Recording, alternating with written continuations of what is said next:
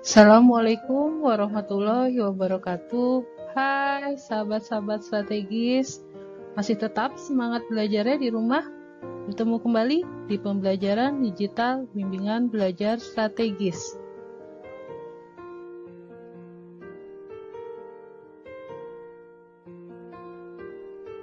Sahabat strategis, dipersiapkan alat tulis dan soal-soal yang akan kita bahas hari ini adalah tryout penilaian akhir tahun semester genap 2019-2020 untuk mata pelajaran bidang studi matematika dengan kode 41 dan 42 kelas 4 bersama dengan Bu Pipit.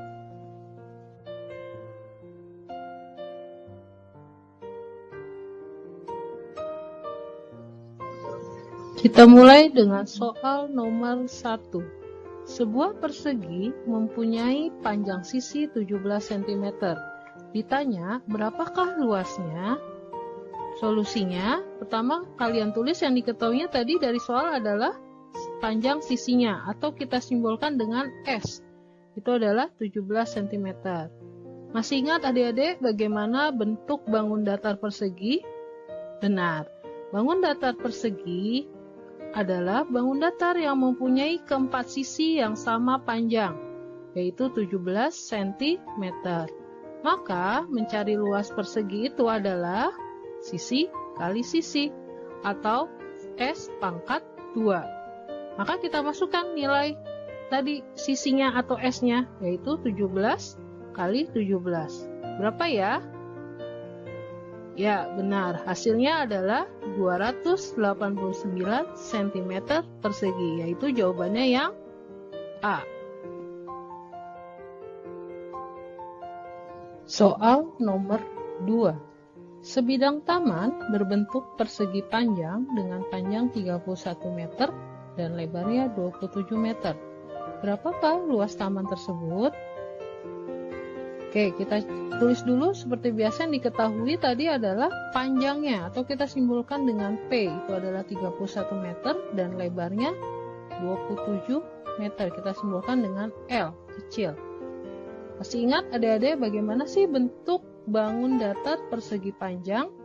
Ya, bangun datar persegi panjang adalah bangun datar segi 4 yang memiliki sisi-sisi yang sejajar dan berhadapan sama panjang. Nah, sisi yang lebih panjang ini kita simbolkan dengan P atau panjangnya, dan sisi yang lebih kecil atau yang lebih pendek ini kita simbolkan dengan L, yaitu lebarnya. Maka mencari luas persegi panjang adalah dengan rumusnya, ya, panjang kali lebar. Kita masukkan nilainya, panjangnya adalah 31 meter dan lebarnya 27 meter. Kita kalikan, berapa hasilnya? Ya, benar. Hasilnya adalah 837 meter persegi, yaitu jawabannya yang C.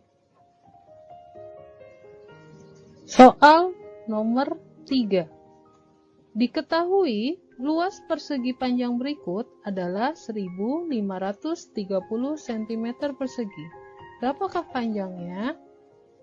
Seperti biasa kita tulis dulu ya. Apa yang diketahuinya? Ya, tadi dari soal diketahui luasnya, kita simbolkan dengan L besar, itu adalah 1530 cm persegi. Lalu dari gambar, ada yang diketahui apa? L kecil, atau sebagai apa? Lebarnya, ya, yang mempunyai panjang sisi yang lebih pendek, ini adalah 30 cm. Sedangkan yang dicari adalah panjangnya, yaitu yang mempunyai panjang sisi yang lebih panjang. Bagaimana mencari panjangnya? Mencari panjang adalah rumusnya, itu adalah luas dibagi dengan lebar. Maka kita masukkan nilainya, panjang tadi disimbolkan dengan P, adalah luas, tadi di situ diketahui 1530, maka kita bagi dengan lebarnya adalah 30 cm. Maka hasilnya adalah 51 cm. Jadi jawabannya adalah yang D. Soal nomor 4. Ditanyakan luas jajar genjang berikut adalah, oke, ada gambarnya ya. Kita lihat satu-satu dari gambarnya apa saja yang diketahui.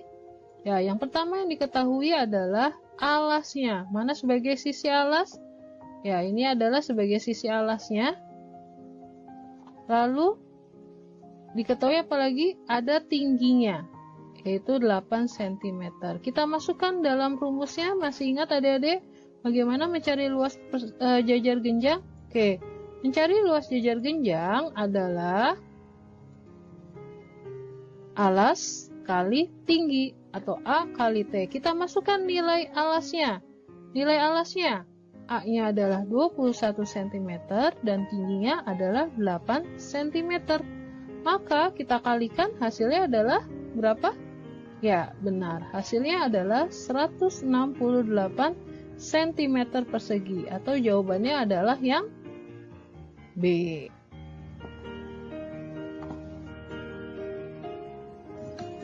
Soal nomor 5. Sebuah segitiga mempunyai luas 480 cm persegi dengan panjang alasnya 40 cm. Ditanya, berapakah tinggi segitiga tersebut? Oke, kita cari solusinya ya. Pertama tadi yang diketahui adalah luasnya 480, lalu diketahui alasnya adalah 40 cm. Untuk alas kita simbolkan dengan A ya. Maka mencari tinggi dari segitiga adalah 2 kali luas dibagi alasnya. Kita masukkan nilainya. Maka tingginya adalah 2 dikali 480 dibagi 4. Hasilnya adalah 24. Jawabannya adalah yang C. Soal nomor 6. Dari sebuah gambar tertera di sini ya, ditanya luas gabungan bangun datarnya. Bagaimana mencarinya? Kita cari solusinya. Pertama kali kalian pisahkan dari dua bangun datar ini. Jadi ini bangun datar yang pertama adalah jajar genjang ya. Lalu ada bangun datar yang kedua. Ini adalah yang di bawah persegi panjang. Kita tulis ya, tingginya di sini 3 cm. Ini adalah sebagai tinggi dari jajar genjang. Lalu alas dari jajar genjang adalah 10 cm karena panjang alasnya ini adalah sama dengan panjang persegi panjang. Nah, untuk yang bagian bawahnya, bangun datar yang bagian bawah ini adalah persegi panjang. Yang sisi lebih panjang disebut panjang, ini adalah 10 cm. Dan panjang yang lebih pendek ini adalah 4 cm sebagai lebarnya. Kita cari satu-satu dengan mencari luasnya. Mencari luas jajar genjang adalah alas kali tinggi. Kita masukkan nilai alasnya adalah 10 dan tingginya 3 cm. Maka hasilnya adalah 30 cm persegi. Lalu kita cari juga untuk persegi panjangnya. Luas persegi panjang adalah panjang kali lebar. Masukkan nilai panjang dan lebarnya masing-masing, berarti 10 dikali 4, yaitu 40 cm persegi. Maka mencari luas gabungan bangun datar tinggal menjumlah kedua luas yang tadi. Ya, luas 1 dan luas 2-nya. Kita jumlahkan 30 cm persegi ditambah dengan 40 cm persegi. Jadi hasilnya adalah 70 cm persegi. Jawabannya adalah yang D.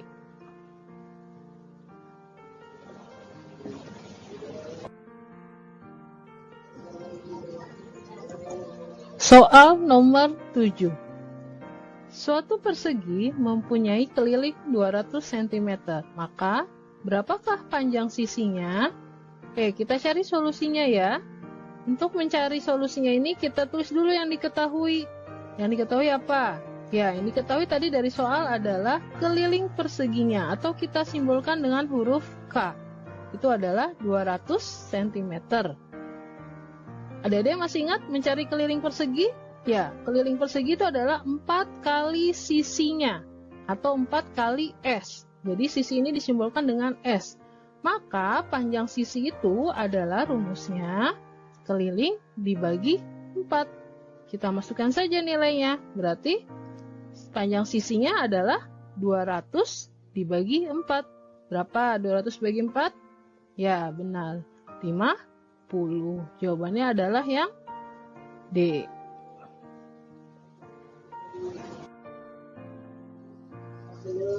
Soal nomor 8. Sebidang tanah memiliki luas 144 meter persegi. Ditanya, berapakah keliling tanah yang berbentuk persegi tersebut?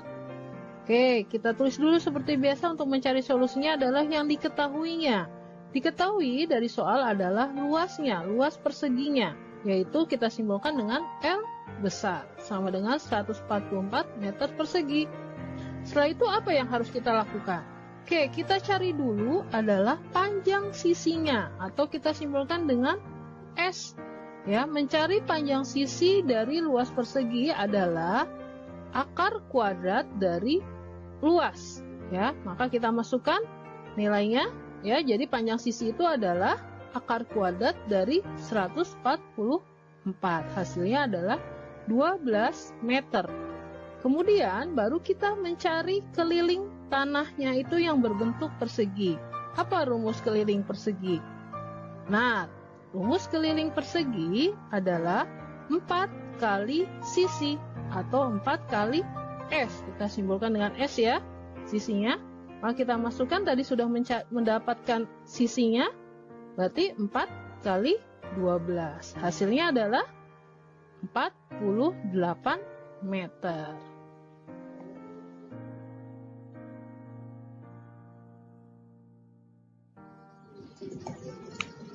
Soal nomor 9.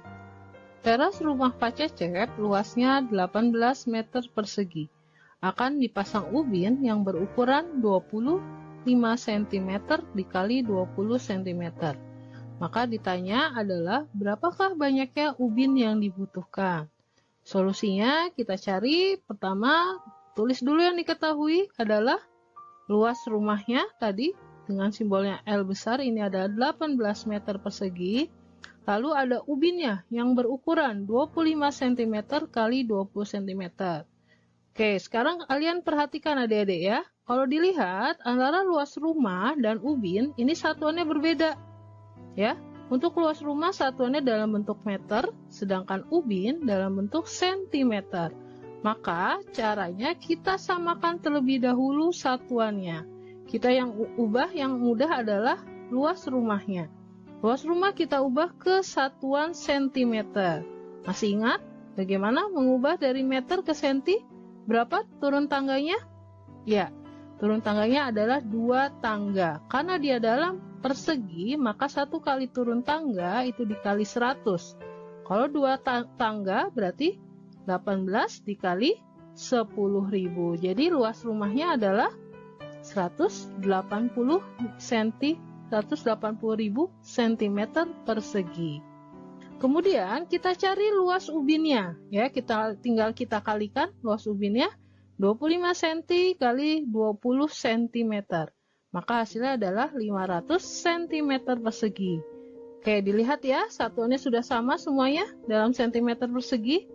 Maka baru kita cari banyaknya ubin yang dibutuhkan. Mencari banyaknya ubin yang dibutuhkan adalah tinggal membagi saja antara luas rumah dibagi dengan luas ubin. Kita masukkan nilainya 180.000 untuk luas rumahnya dibagi 500 cm persegi. Jadi hasilnya adalah 360 ubin. Soal nomor 10. Sebuah lapangan sepak bola mempunyai panjang 95 meter dan lebarnya 45 meter. Ditanya, berapakah keliling lapangan sepak bola tersebut? Oke, sekarang kita tulis dulu yang diketahuinya tadi ada panjangnya, yaitu kita simbolkan dengan P, 95 meter, dan lebarnya adalah kita simbolkan sebagai L kecil, 45 meter. Oke, kalau kita lihat berarti ada panjang dan lebar, maka ini lapangannya berbentuk persegi panjang. Iya, maka kita mencari rumus dari keliling persegi panjang. Adik-adik masih ingat? Ya, 2 kali panjang ditambah lebar. Nah, kita masukkan nilainya. 2 dikali 95 meter ditambah 45 meter. Ingat, ada yang di dalam kurung. Ini kita kerjakan terlebih dahulu ya. Kita jumlahkan terlebih dahulu. 95 dengan 45 meter ya, kita jumlahkan. Baru kita kali 2. Jadi 2 kali 140. Hasilnya adalah 280 meter. Atau jawabannya adalah yang A.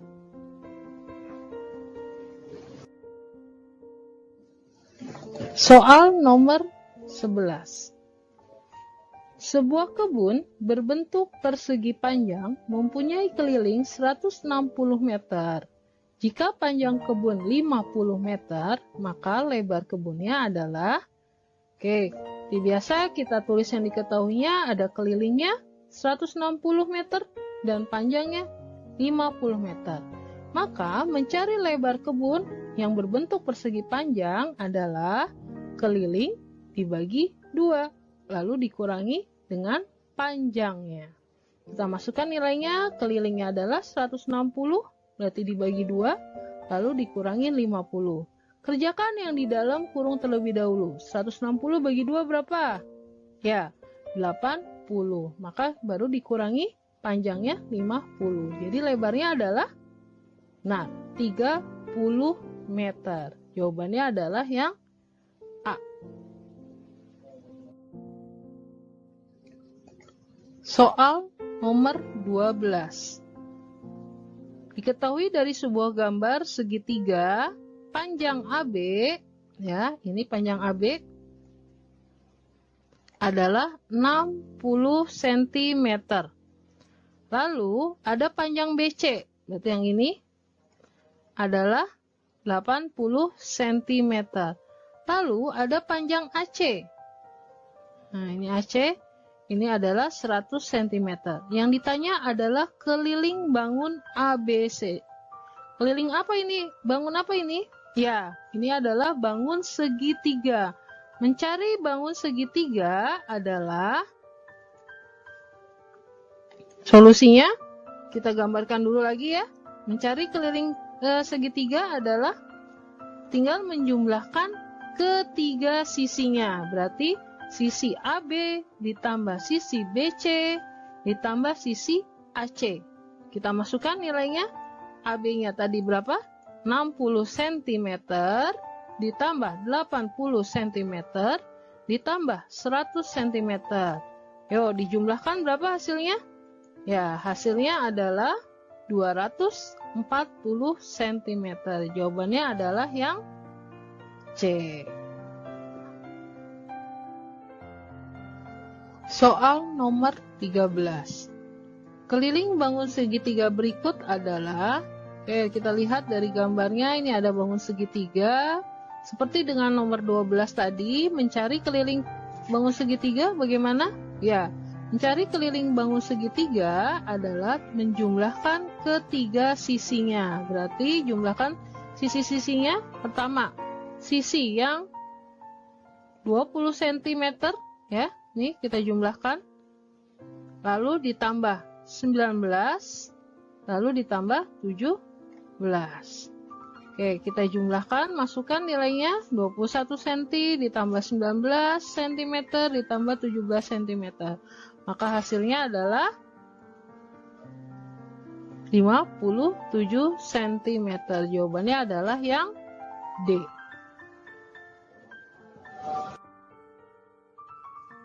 Soal nomor 14. Perhatikan gabungan bangun berikut. Yang ditanya adalah keliling bangun tersebut adalah, adik-adik masih ingat ya, kalau mencari keliling bangun adalah menjumlahkan sisi-sisi yang di luar. Ya, kita jumlahkan panjang sisi-sisinya semuanya ya untuk mencari kelilingnya. Yang pertama kita masukkan, yang sisi pertama adalah sisi 14 cm ini ya. Lalu kita jumlahkan dengan berapa? 3 cm. Kita jumlahkan. Lalu ditambah, jadi berapa? 3 cm ya. Ditambah dengan kemudian sisi yang ini berikutnya adalah ditambah sisi yang ini. Nah, ini adalah 10 cm. Didapat dari mana 10 cm? 10 cm ini adalah dari hasil panjang sisi 24 dikurangin 14 cm. Jadi 10 cm. Kemudian berikutnya dijumlah dengan sisi yang sebelah sini, ya. Ini adalah 5 cm. Didapat dari mana panjang 5 cm ini? Panjang 5 cm ini adalah didapat dari panjang 8 cm ini, ya, sisi ini dikurangin 3 cm. Jadi hasilnya adalah 5. Kemudian terakhir ditambah dengan 24 cm. Maaf, ditambah lagi yang terakhir adalah 8 cm sisi yang sebelah sini. Jadi totalnya semuanya adalah, yuk dihitung coba berapa? Ya, hasilnya adalah 64 cm. Jadi jawabannya adalah yang B.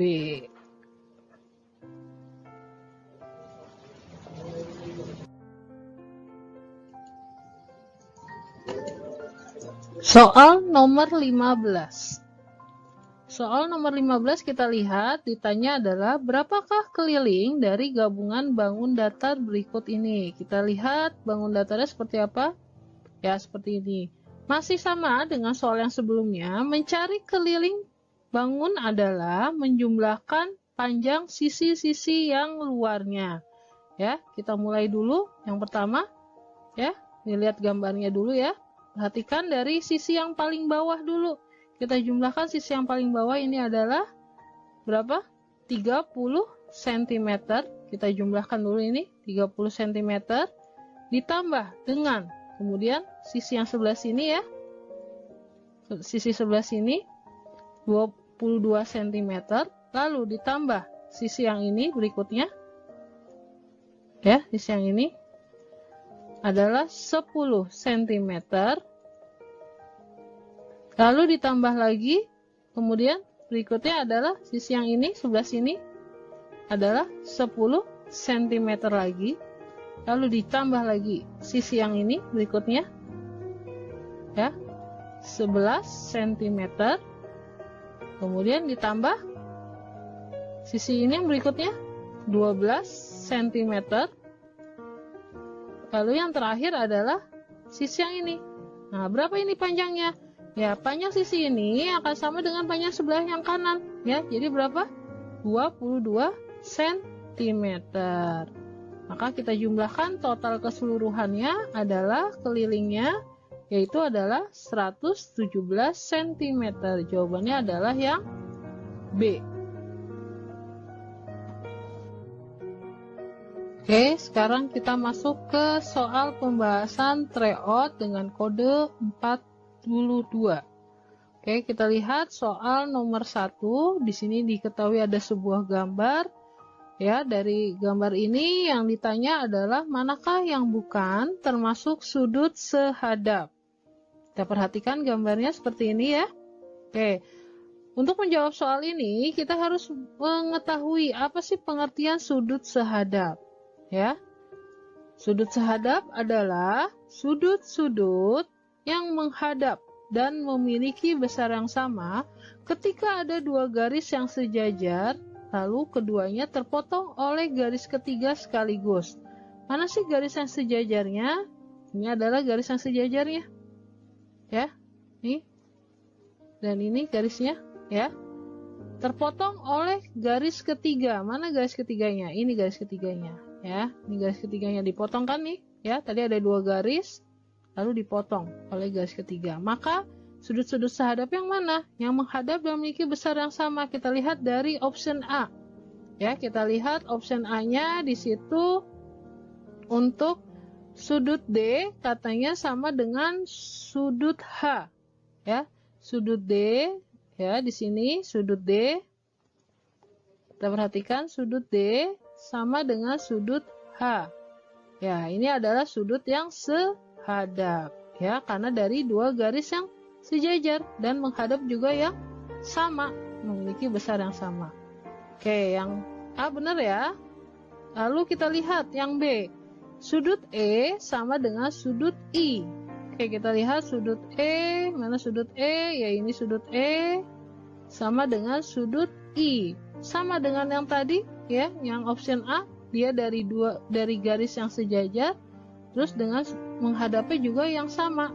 Maka ini adalah sudut sehadap. Lalu kita lihat option C-nya. Sudut F sama dengan sudut J. Benar ya? Sama-sama menghadapnya juga nih. Menghadap yang sama dari dua garis yang sejajar. Maka dia sudut sehadap. Kita lihat yang G. Yang G, sudut G katanya. Ya, di sini sudut G sama dengan sudut I. Nah, ini tidak menghadap yang sama ya. Tidak menghadap yang sama. Ini adalah sudut dalam sepihak. Maka jawabannya yang bukan sudut sehadap adalah yang D ya.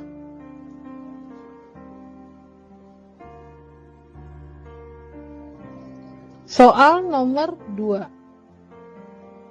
Soal nomor 2 ini masih membahas dari gambar yang tadi ya, gambar garis yang tadi, cuman yang ditanya adalah manakah yang termasuk sudut berseberangan dalam. Sama seperti dengan soal nomor 1. Berarti adik-adik harus mengerti apakah pengertian dari sudut berseberangan dalam. Ya. Kalau diingat-ingat kembali, sudut berseberangan dalam itu apa? Sudut berseberangan dalam adalah sudut yang berada di bagian dalam dan keduanya posisinya saling berseberangan. Nah, di bagian dalam itu yang mana? Ini bagian dalam, ya. Ini daerah dalam nih. Ini di daerah dalam, ya. Jadi saling berseberangan. Kalau kita lihat yang saling berseberangan mana? Sudut G dan sudut H. Lalu sudut F dan sudut I. Bisa dilihat di option jawabannya yang mana? Antara sudut G dan sudut H ada? Ya, ada sudut G dan sudut H, jawabannya ada di option B. Ya, jawabannya adalah yang B.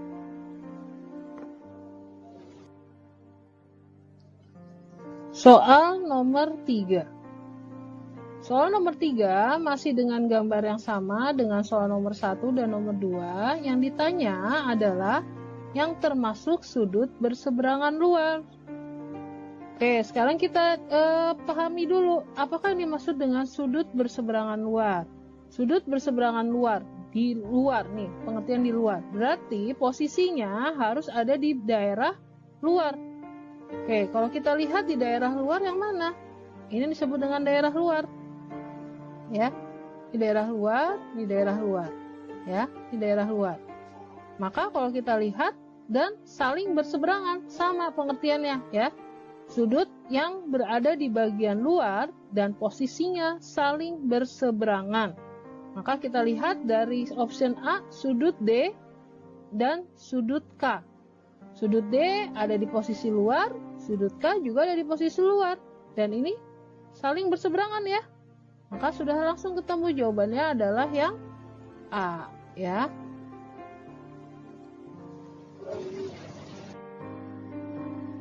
Oke, soal nomor 4. Ditanya, besar sudut OKE pada gambar berikut termasuk sudut. Oke, adik-adik masih ingat pengertian dari masing-masing sudut ini? Oke, kalau belum ingat, Ibu ingatkan kembali ya. Yang pertama, untuk sudut siku-siku. Sudut siku-siku adalah sudut yang memiliki ukuran tepat 90 derajat. Dia gambarnya seperti ini ya. Maka dia tegak lurus karena tepat 90 derajat. Lalu yang kedua, sudut lancip. Sudut lancip adalah sudut yang memiliki ukuran antara 0 derajat hingga 90 derajat. Maka dia gambarnya seperti ini. Ya. Antara 0 dan 90. Lalu ada sudut tumpul. Sudut tumpul adalah sudut yang memiliki ukuran antara 90 derajat hingga 180 derajat.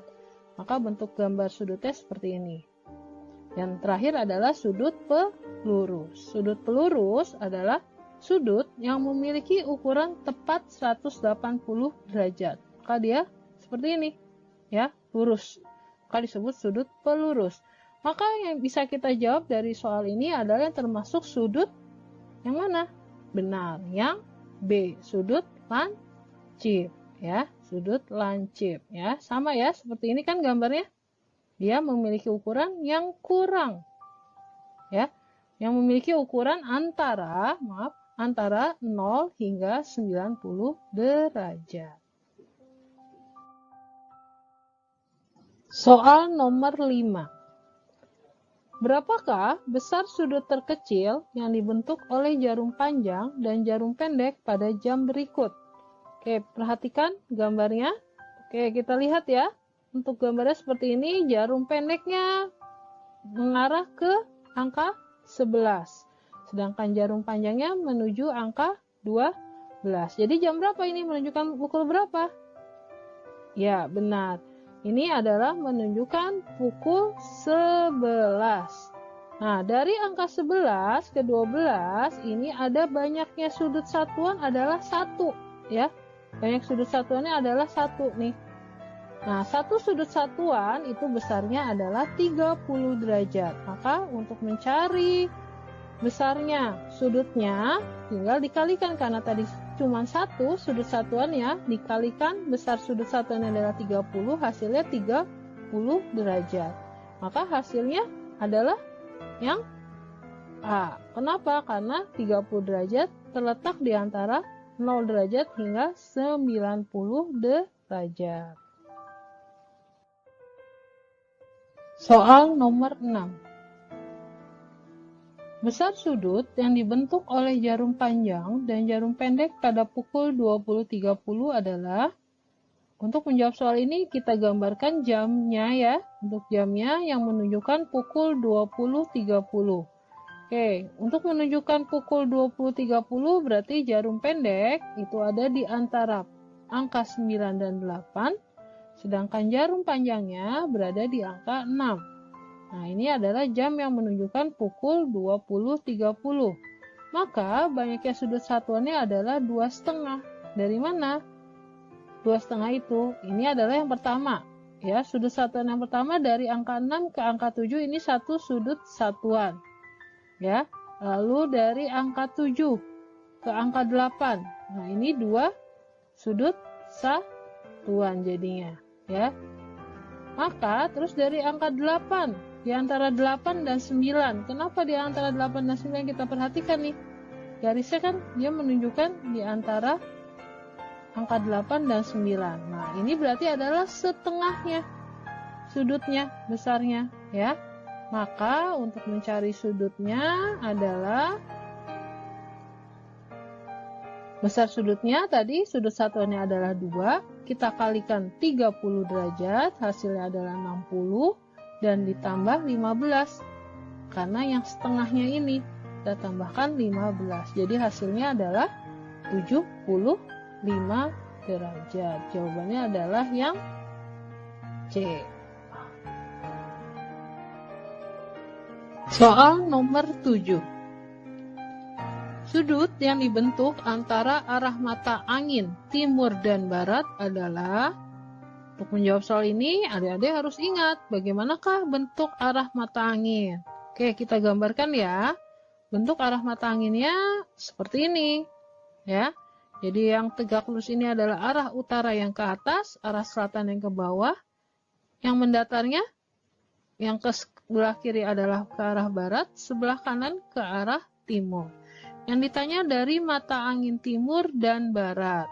Oke, kita tarik garis, berarti seperti ini.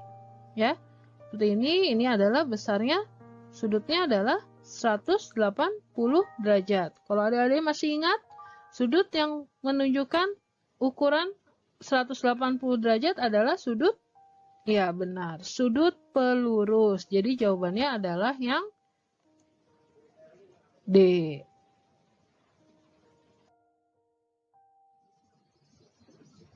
Soal nomor 8. Dari suatu gambar segitiga diketahui sudut SGT-nya adalah 55 derajat. Yang ditanya adalah besar sudut STG. Untuk mencari sudut STG, kita gambarkan kembali segitiganya ya. Tadi segitiganya yang diketahui adalah sudut SGT. Sudut SGT berarti sudutnya ada di G. Ya, ada di G ini. Berarti ini adalah 55 derajat. Maka letak sudutnya ada di G, ini 55 derajat. Ya. Lalu yang diketahui apa lagi? Ini ada sudutnya. Ini sudut berapa derajat ya? Ini adalah sudut TSG. Sudut TSG karena sudutnya ada di S. Ini besarnya adalah 90 derajat. Kenapa? Nah, simbol seperti ini adalah menunjukkan sudut 90 derajat. Lalu, yang dicari adalah sudut STG. Untuk mencari sudut STG, kita harus ingat prinsip jumlah besar sudut segitiga. Itu adalah besarnya 180 derajat. Maka, untuk mencari sudut STG adalah 180 derajat dikurangi 90 derajat dikurangi 55 derajat. Jadi hasilnya adalah 35 derajat atau jawabannya yang D.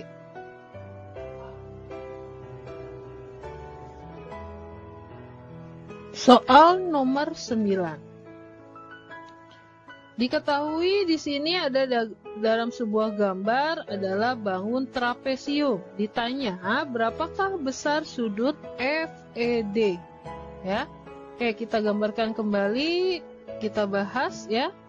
Untuk mencari sudut FED seperti ini, yang diketahui adalah sudah diketahui ada sudut CDE. Ini adalah 65 derajat. Lalu ada sudut DCF, karena ada di sudut C, ini adalah 90 derajat. Kenapa? Nah, simbol seperti ini adalah simbol yang menunjukkan sudut siku-siku. Sudut siku-siku besarnya berapa? Oke, benar, 90 derajat. Lalu mana lagi yang diketahui? Sudut CFE. CFE, berarti ini sudutnya. Nah, ini sudutnya berapa? Ini menunjukkan sudut siku-siku sama dengan sudut DCF. Besarnya 90 derajat. Yang dicari adalah sudut FED. Nah, tadi ini bangun apa? Benar, ini adalah bangun trapesium siku-siku. Bangun trapesium siku-siku termasuk bangun segi 4. Mencari jumlah sudut segi 4 adalah sudutnya, itu adalah totalnya 360 derajat. Maka mencari sudut FED adalah 360 dikurangi 90 derajat dikurangi 90 derajat dan dikurangi kembali 65 derajat. Jadi hasilnya adalah 115 derajat. Jawabannya adalah yang C.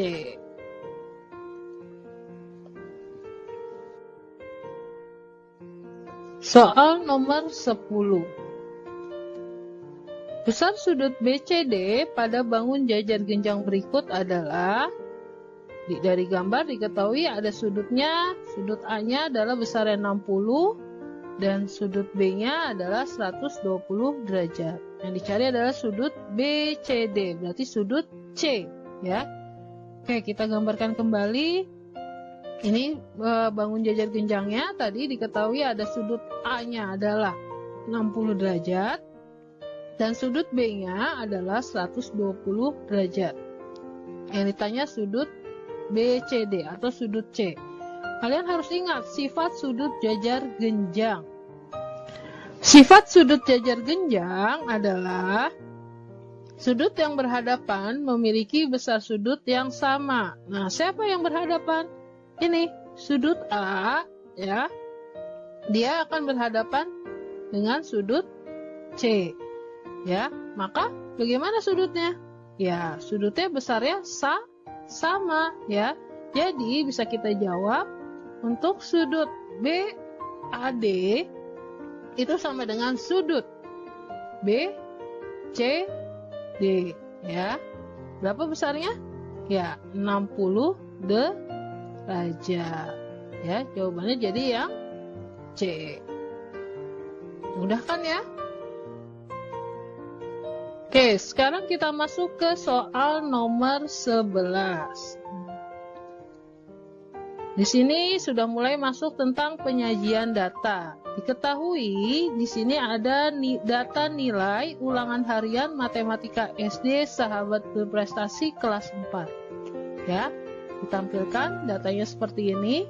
Yang ditanya adalah dari data tersebut jika disajikan dalam bentuk tabel adalah oke, di sini di pilihannya sudah tertera bentuk-bentuk tabelnya seperti ini. Ya. Bagaimana cara mencarinya? Pertama, kita perhatikan nilai matematika yang terkecil adalah 5 dan nilai matematika terbesar adalah 10. Kita cari satu-satu. Untuk nilai matematika 5, kita hitung ya sama-sama. Dari baris pertama nilai 5 tidak ada ya. Baris kedua ada berapa ini? 1 2 3 4 5. Nah, kita lihat dari option ya. Yang mendapat nilai matematika harus ada 5. Nah, berarti jawabannya yang mana? Sudah bisa dilihat jawabannya yang C, karena lihat dari tabel yang A yang mendapat nilai 5 di sini cuman adalah 6. Dari yang B juga nilainya 6. Nilai matematika 5 jumlahnya ada 6, sedangkan yang D juga 6. Jadi jawabannya sudah tertera nih, bisa ketahuan. Yang mendapat nilai matematika 5 ada 5 orang. Itu jawabannya langsung terlihat ada di yang C. Seperti itu kan ya, mudah. Jadi tidak perlu mencari semuanya. Kalian perhatikan saja satu-satu seperti itu. Soal nomor 12. Berikut data pencatatan umur di SD Gemilang Prestasi. Nah, di sini tertera umurnya. Ya, ada data umurnya. Minta disajikan dalam bentuk tabel. Seperti yang tadi. Yuk, kita lihat sama-sama semuanya tabel-tabel yang ada di optionnya, ya. Kita lihat umur yang terkecil adalah umur 9 tahun. Oke, kita hitung aja dulu dari yang umur 9 tahun. Kita lihat dari baris yang pertama. Ini ada 1, baris kedua. 1, 2, berarti sudah ada 3 ya. Baris keempat, berarti 4, 5, 6, 7. Berarti yang tercatat berumur 9 tahun ada 7. Berarti kemungkinannya adalah di option A, ini 7. Ini juga 7 ya. Ini juga 7. Berarti yang C tidak usah dilihat lagi ya. Ini udah salah. Oke, sekarang kita lanjut. Yang berumur 10 tahun. Kita hitung sama-sama. 1, 2, 3, 4, 5, 6, 7, 8, 9, 10 ya, ada 10. Yang berumur 10 jumlahnya ada 10. Nah, sudah bisa terlihat kan? Ada di option yang mana? Yang B ya. Yang di B nih. Option 10. Yang berumur 10 tahun. Berarti ini sudah salah. Ini juga salah. Udah tidak perlu dilihat yang lain. Berarti jawabannya adalah yang B. Ya, seperti itu. Sangat mudah kan ya, adik-adik?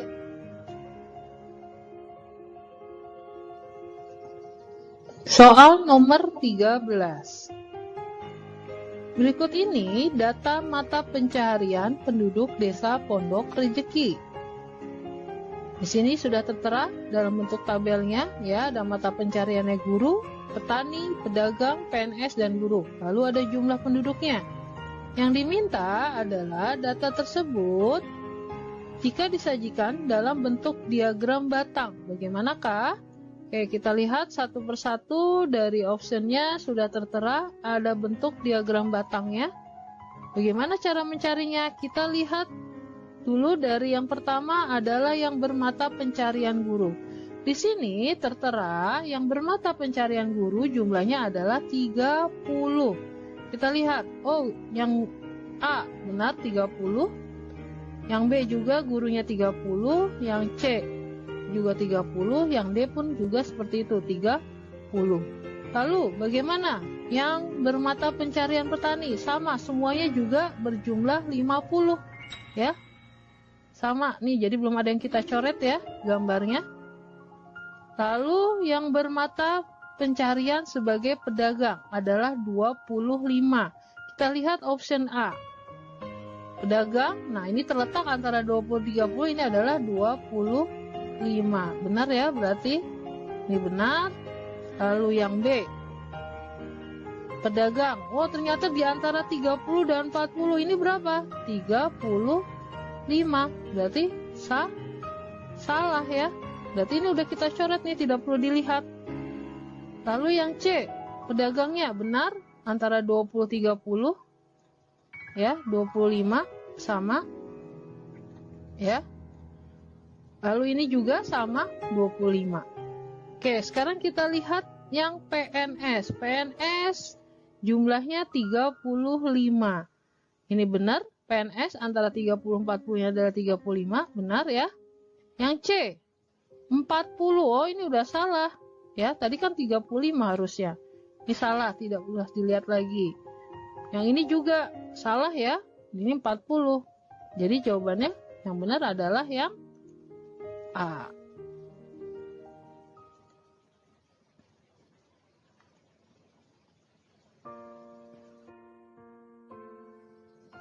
Soal nomor 14. Berikut ini data siswa strategis Tangerang yang mendapat hadiah bintang. Sini tertera ada tabelnya dari bintang, jumlah bintangnya dari 5, 10, 15, 20, 25 hingga 30. Yang diminta adalah jika disajikan tabel ini dalam bentuk diagram garis. Sama seperti nomor 13 tadi, kita cek saja satu persatu dulu. Ya, kita lihat gambarnya dulu. Di sini sudah disajikan dalam bentuk diagram garis. Ada di option A-nya, B, dan C, dan D. Kita lihat yang pertama dari yang mendapat jumlah bintang 5. Yang mendapat jumlah bintang 5 itu ada 15 anak. Nah, yang mana nih? Di sini bintang 5, di sini 12. Berarti ini salah ya. Ini udah tidak boleh dilihat lagi nih. Salah nih. Ya, dia salah.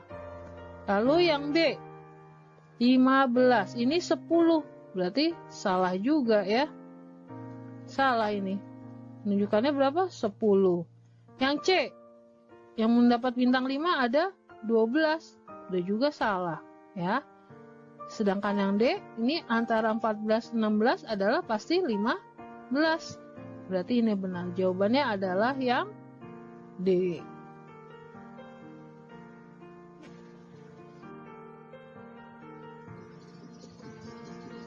Oke, soal yang terakhir adalah soal nomor 15. Bu Rizky mendata jumlah anak yang tidak masuk selama seminggu terakhir dari kelas 4D01 sampai dengan 4D43. Hasilnya adalah sebagai berikut. Sudah tertera dalam bentuk tabel. Yang diminta adalah dalam bentuk diagram batang. Manakah yang tepat dari data tersebut? Oke, kita lihat satu persatu dari optionnya. Di sini sudah tertera gambar diagram batangnya. Ya, bagaimanakah cara mencarinya? Sangat mudah sekali ya. Yang pertama, kita perhatikan dulu nih. Dari yang hari Senin. Hari Senin jumlah banyaknya siswa ada 6. Oke, kita perhatikan di option A. Hari Senin jumlahnya 6, benar ya? Ini ada 6. Lalu yang B. B juga sama, yang hari Senin jumlahnya ada 6, benar ya? Yang C jumlahnya ada 4. Oh, ini udah pasti salah. Nah, ini sudah tidak usah kita lihat lagi keseluruhan karena udah pasti salah ya. Kita coret saja seperti ini. Lalu yang D juga sama, ternyata kurang dari 6. Ini udah pasti juga salah. Ini tidak perlu dilihat lagi juga option yang D-nya. Sekarang tinggal dua option antara A atau B. Kita lihat yang hari Selasa. Yang hari Selasa menunjukkan banyaknya siswa ada 6 orang. Oke, kita perhatikan di sini yang option A, Selasa, di antara 4 dan 6. Berarti adalah 5. Berarti benar ya? Ini benar, 5. Oke, terus yang option B. Option B, hari Selasa menunjukkan di angka 4. Nah, ini udah pasti salah. Ya. Jadi bisa ketahuan. Jawabannya yang benar adalah yang A, ya. Sangat mudah sekali ya, sahabat-sahabat. Oke, sahabat-sahabat strategis, bagi kalian yang belum daftar ulang, ayo segera daftar ulang sekarang. Kami sekarang sedang ada promo THR, yaitu tebar hemat Ramadan.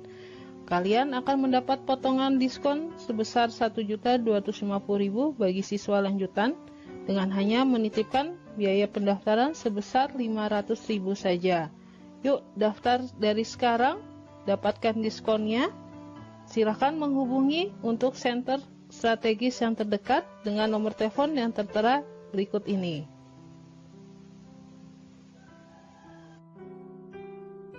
Oke, demikian pembelajaran digital bimbingan belajar strategis hari ini bersama Bu Pipit. Terima kasih, semoga bermanfaat. Dan jika adik-adik masih merasa kesulitan, silakan untuk tetap berkonsultasi. Dan